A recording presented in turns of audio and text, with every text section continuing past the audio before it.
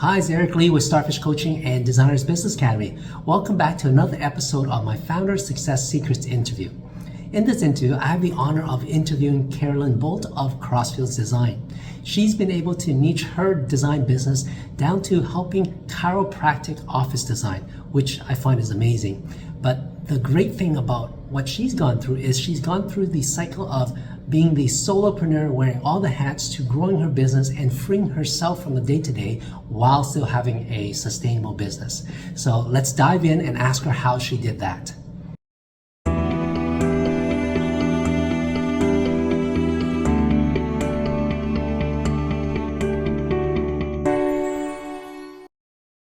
Welcome back to Starfish Coaching and another episode of my Founder Success Interview series. Today I have the honor of interviewing Carolyn Boldt with Crossfields Design. Welcome, Carolyn. Welcome to the show. Thank you, Doc. Thank you, Eric. Look forward to talking. Yes. So nice to have you here. There's so many questions I want to ask you. I was reading your bio and we had a chat before this, and my brain keeps on going.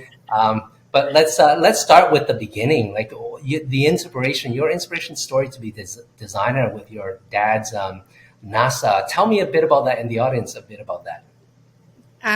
Okay, so yeah, when I think about how I got involved in design, it did start really, really early. And it honestly started with me decorating the Barbie houses instead of playing with the Barbies. So Right. That's one of those things that you see. But my father, this was in the 60s. My father worked for NASA, and he worked in advanced preliminary design, which meant that he was working on things that we wouldn't see for 20, 25 years. Wow. So at that point, they were actually already working on the space station. And I think men had just landed on the moon, but now we've got a space station. So what was happening is that NASA brought in an architect in his getting his master's, and it became his thesis to design the interior design of a zero gravity Earth orbiting space station. That was his thesis. So his name was Roger, and he would come over and have dinner with our family because he was from out of town. And my father and him would sit in the living room, and this was 2 or 3 different times that I specifically remember, and just philosophize about the hidden dimension of space. If you know that book, they would talk a lot about that. They talk about how environments actually have a psychological impact on you. And that's the summary I'm going to say. And I was just fascinated. And I love people, and I loved design. I loved art. I loved all of that. But the idea that could help support, influence, impact people by creating spaces for them was just intriguing to me. So I was 14. Wow. What a And great, so yeah. that was something I was interested in and became interested in. And then I went to school. I went to the University of Texas. We were talking earlier. At that point, they were beginning to have accreditations for interior designers. I remember my father, he's like, "Why do you want to be an interior designer? Don't they just hang curtains?" And I'm like, learning that no, we create environments. So that's where my story started. Yeah. And I've been doing it ever since, and I'm getting ready to retire. So there we go. What a great story. I love it. Like, oh, wow. Very inspiring. So yes, you're like you share with us from the beginning now to almost transitioning out. Tell us a bit more about your journey going from, I guess, designer to even starting your own business. What was the idea there, and how was that journey? So I started, and I'm in commercial design. We were talking about that earlier, and I got involved in doing commercial design and doing space planning for large firms. I became a facility designer for a large engineering firm in Houston. Houston crashed. I was married, and we moved to Atlanta, and I got to do project management for a high-end firm. So I was playing around in the design industry. Right. Doing design, but not pure design. I was doing facility design or project management or something of that sort. And then I had a baby. And I did not want to travel anymore that I was doing, and I didn't want to work the kind of hours I was working. And so I decided that I was going to go work for myself and do whatever came along, right? And I did not actually intend to start a full-fledged business. I was just more thinking I would be a contract designer. But then I got a job actually being the designer on a project where I was hired to be the designer. And it just changed me. I was like, that's really what I need to be doing. So that's really when I started thinking about building a business, think about branding, think about marketing, things of that sort. But really what I was doing was just word of mouth, anything that came along. Right. And I would do corporate, I would do restaurants because I connected with some architects that needed restaurants. I did banks and credit unions, Wow. which is where I ended up meeting my second husband. Yeah. Then in 2004 or 2003, one of the projects I started working on was the facility design at Life University Chiropractic College here in the Marietta, Atlanta area. And they needed to reduce space. So it was not a glamorous job, but it was something that came along. In 2004, my husband decided, you were saying earlier, he was smarter than his boss and he could do his own business, right? So he decided to go off on his own with the goal to do banks and credit union development, et cetera. And his background is architectural engineering and construction and development. And in 2008 or 9, when the economy kind of got kind of crazy, we, through a series of things, met some people and discovered a book that changed my life, and that was The E-Myth by Michael Gerber. Great book. And all of a sudden I realized, and my husband and I both, his name is Scott, we realized we don't have a business. We own our job. Right. And we've got to rethink. We've got to reinvent. We've got to recreate. We've got to do something. So what was happening in our life at the time, business-wise, is Life University had become our major client, me and him both. We were doing, they were trying to come up from the ashes, I would call it. They had a new president on board, and we found ourselves really 80% of our work was coming from Life University, which is also not a really great thing. But this is where we were when we met E-Myth. So it's like, okay, we need to rethink what we're doing. What can we do to create something that's duplicatable and transferable?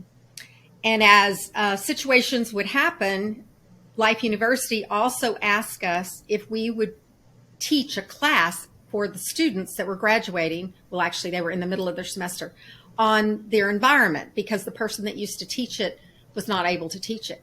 So this was now 2008, 2009. We're thinking, we have no idea exactly what we're going to do. 2010, we start to teach this class totally free, fell in love with teaching, fell in love with it, and created this course, et cetera. And then we started having students ask us if we could help. So also, let me tag team in there. I was a chiropractic patient. So my daughter was healed of tonsillitis when she was 2 through chiropractic. So I'd been a patient and a believer in holistic health and chiropractic already. So personally, that's where my alignment was doing all this work for chiropractors. I was trying to create a business. I got the opportunity to do one small chiropractic office in a barter situation, all like at the same time, 2008, 2009, 2010. And then it was like, you know what? Can we do something here? Can we create something for chiropractors? Now, you know, I'm like, I mean, I told some of my design friends and they go, what? Chiropractors? They have the worst spaces ever. And I go, I know, they need us. Yeah. But at the time, they really didn't know they needed us. So it was a big mission to communicate that. So what happened is we created a Facebook page. I hired a chiropractor that had done some marketing for a couple of $100s to help me create a Facebook page. I'd never spent any money on marketing. Okay. Yeah. Now an eighth of my budget is marketing. Okay. So now I understand the difference here. But so he created a Facebook page. We wrote a bunch of blogs. He had me create a free e-booklet. I started building that. And then it was like, we don't know what we're doing. So we hired a marketing coach. And I was telling you we hired someone to help us create a marketing. We didn't know what we were doing. I'd never learned anything about marketing. You know, we were talking about business. I never studied it. So he came in and that kind of started 2012. We created a website. We started building. We had 2 websites. One was our corporate brochure. We were trying to play both both things for a while. But Right. as this began to grow, the chiropractic side began to grow. That's why our website right now is Chiropractic Office Design Okay. instead of Crossfields, because our Crossfields one was all banks and credit unions. And this was, you know what I'm saying? So it Yeah. started to grow and we started to get traction. But what we did was we created systems. We Yes. created product offerings, buckets of product offerings. So every project was not customized scopes of services like I was used Right. to. Oh, And yeah. we created systems that were duplicatable. And so now we have 4 designers. They're all senior designers. They run their own projects. That's great. We have a salesperson that meets with all the clients. So once again, you and I were talking earlier, I wore all the hats and I Yes. began to take one off at a time as we grew of what do I need to do to, and so I've just recently taken off the design manager role and given Right. it to one of my senior designers. And, yeah, that's the Wow. process. And so that's what That, we do. So we focus on chiropractic office. The other thing is we knew this is another big difference that we did was that we knew that we could not do design and there was not enough chiropractors in the Atlanta area, which was our metro area, for us to do this successfully. And we couldn't travel very far for the fees that we were charging. right. So we created a virtual design. So we started doing virtual design in 2012. Now we meet with the client just like we're meeting right now. We do design, we show them the finishes, we ship them the finishes. We do all of our work. Right now we work on Revit, so they see everything that we're drawing and doing. So we started virtual design in 2011. That's Before, great. yeah. You, So you it's just are ahead of different. your days. Yeah. Because most people didn't get into virtual until COVID forced them to, but you guys were well ahead of the game. Yeah, it was no big deal when we skipped over into COVID. Yeah. And Yeah. all of my staff is virtual. Wow. So I don't even have to have an office anymore. And that was not intended. It just kind of because what happened is my best designer, her husband got transferred to Oh, Greenville. And it's like we figured out, I said, I can't lose you. And she said, I don't want to leave. So we figured out a couple of years into this thing how to have my staff be virtual. And so right. then we just kept adding virtual staff. So it's That pretty is different. That is very cool. I love your whole journey. I think it's worth it for our audience to maybe just repeat that in a simple way because both you and I have been able to transition our company and get out of wearing all the hats to wearing just the ones that we love. So maybe I'll just summarize it because our audience, there's a lot of people just starting their design. So we want to kind of project the path so they don't fall into that trap that we both did, like most designers, right? Yeah, and we were talking about this, but usually a business owner starts their business because they're thinking, well, I can do that job better than my old boss did. So they go and open a business. And then, yes, they do their job excellent because it's their own business now, so they care a lot more. And the clients keep on coming to them, which is great, but that's the trap, is now they're so in demand that they can't free themselves up. And on top of that, the love that they had for doing design is getting eroded because now they're wearing more hats, right? They're wearing the sales and marketing hat, they're wearing the finance bookkeeping hat, they're wearing the admin hat, all of those hats. And their time just gets eaten away. And the love that they had to open a business so they can design is actually reversed. Now they have less time to design. And Very much so. yeah, they have to hire designers and they get to do the fun job. So that's the warning there for everyone, right? Is Absolutely. not to say that you don't get good at your business. It's a very tough conundrum because you want to get good at your business. You want to build it. You want clients to come to you. But there comes a time in your career, in your business career, where you have to think, okay, what's my end goal? Am I okay doing all the work myself and never having a vacation?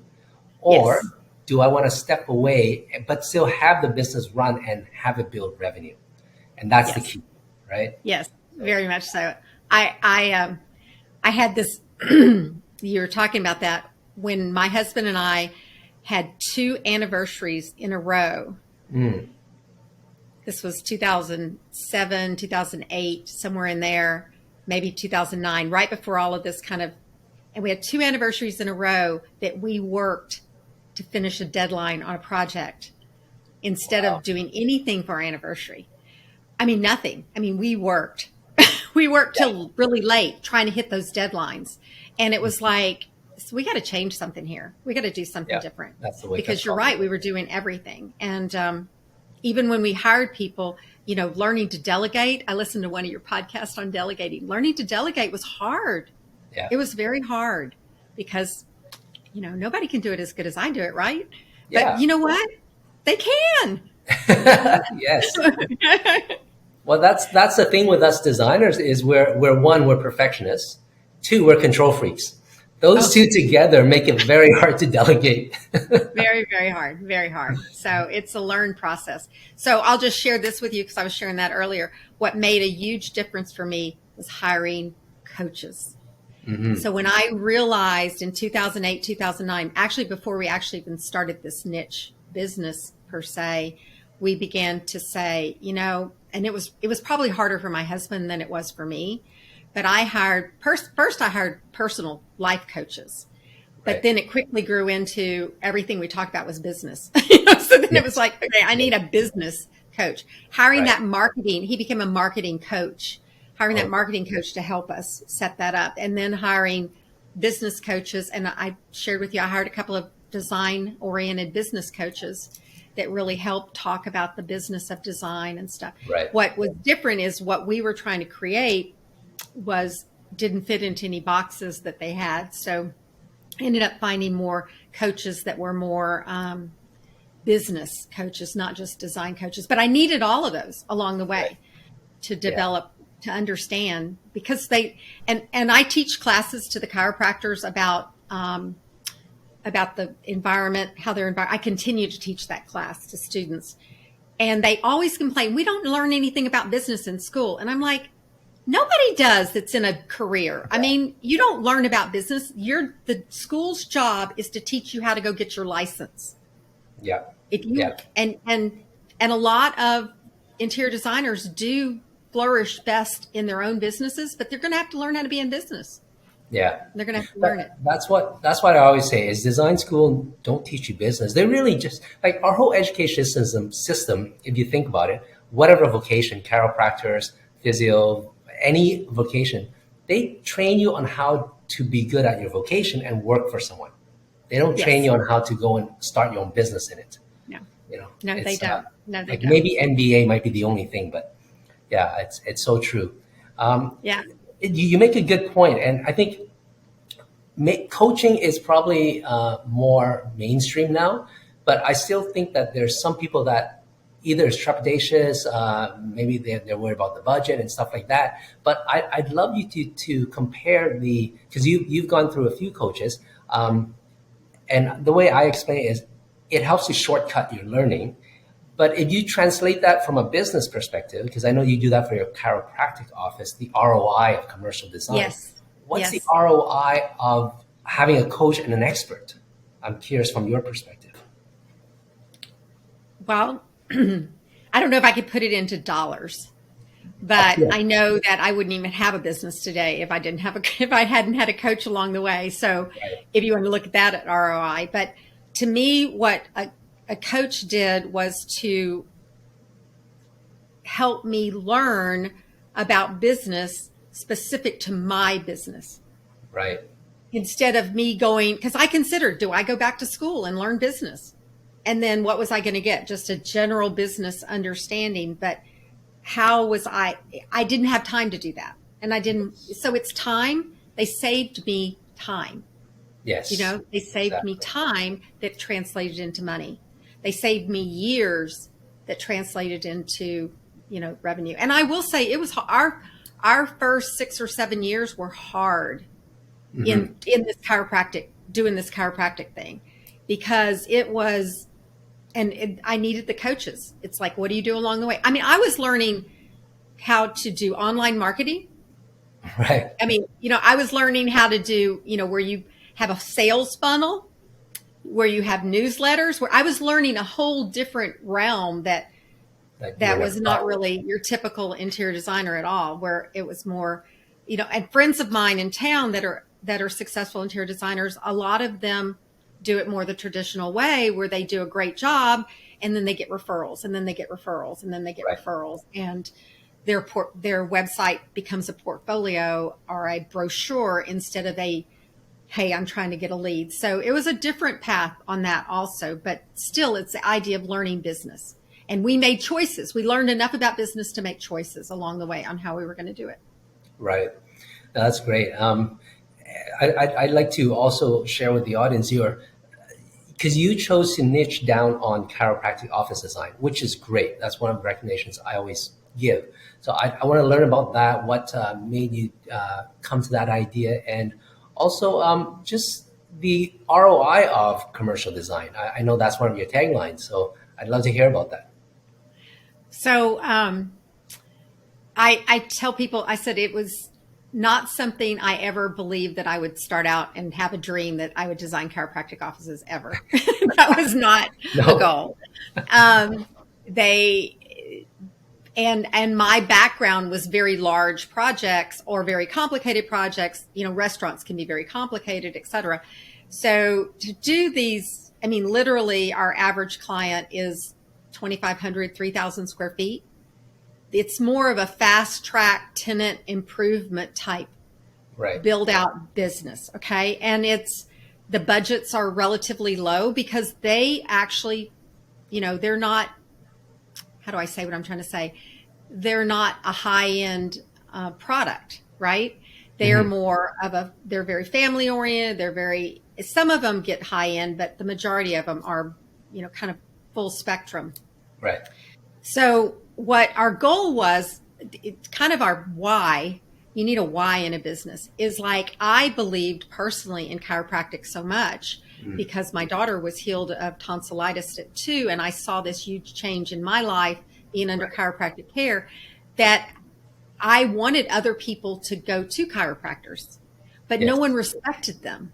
And I was like, well, they don't respect you because your office looks like garbage, you know? So it was kind of, that was the mission. The mission originally, when we were teaching the classes before it ever became a business, was you guys got to get it together. It doesn't mean you have to spend a lot of money on it. You just have to be very intentional about what you're doing in your office. It can't look like, you know, it came from the 80s and stuff, you know, just educating. So it was that education that drove me to say maybe we can create a business in this. Does that make sense?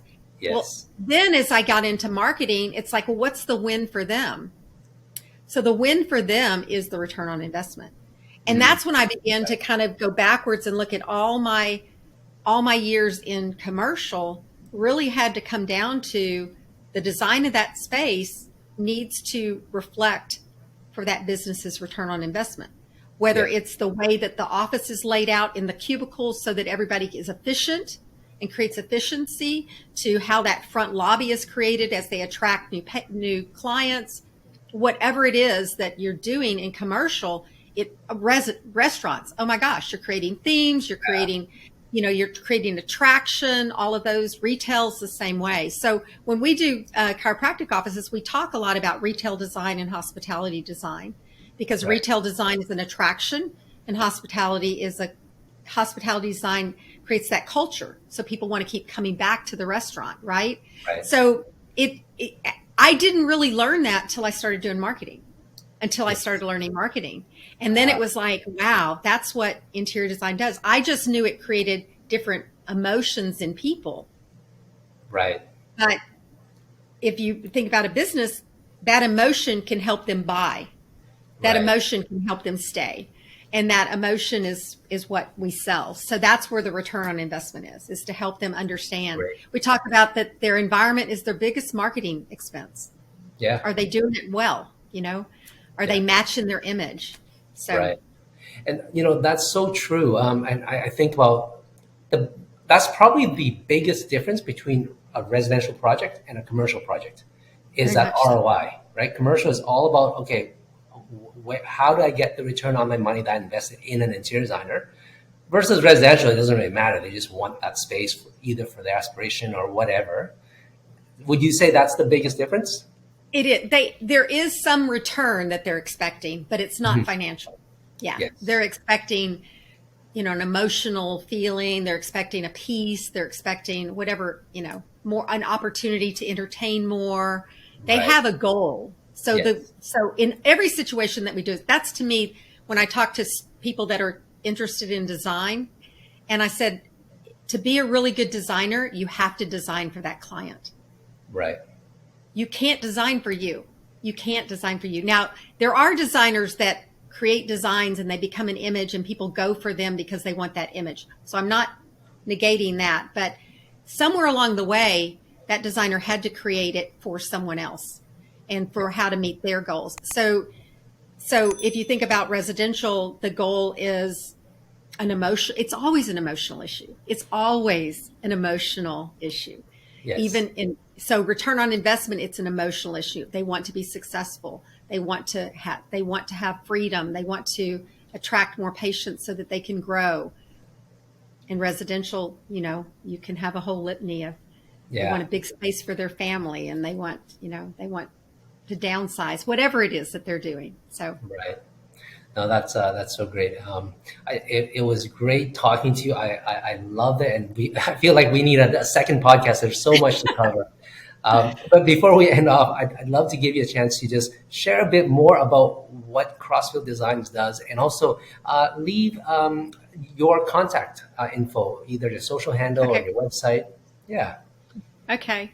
Well, so Crossfields, we focus on chiropractic and holistic health.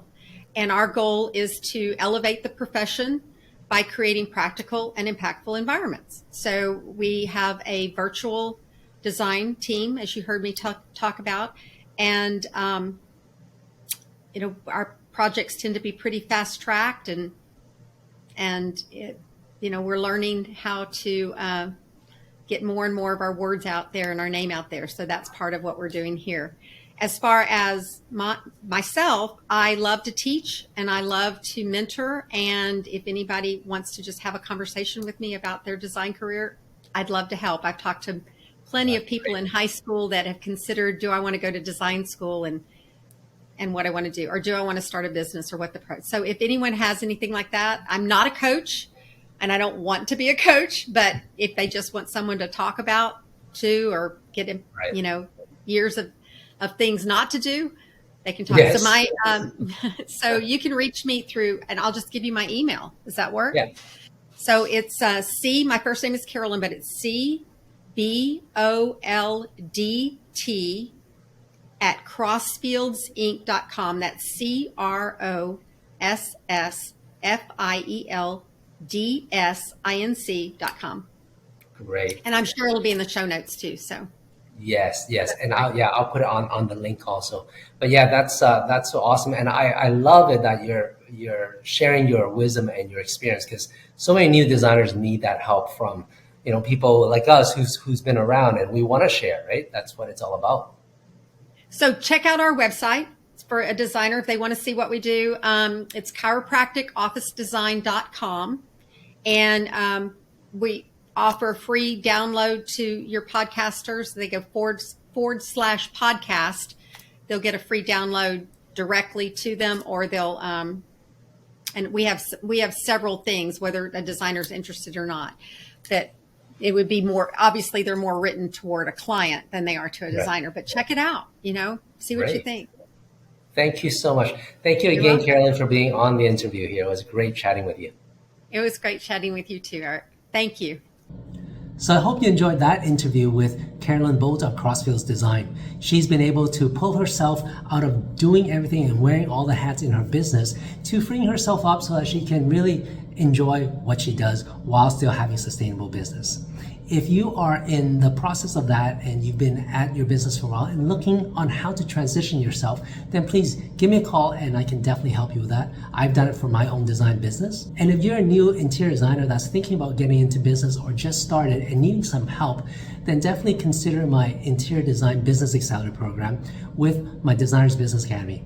The website there is www.designersbusinessacademy.net. It helps you with everything from learning how to get the business, which is sales and marketing, to managing the work, which is effective time management and production and process, and also client management, to managing the money, which is budgeting, cash flow, and all the other financial stuff that you have to do for business. So you don't have to fail and learn on your own. I have a course now that will teach you all of that. I'm Eric Lee, and I can turbocharge your success.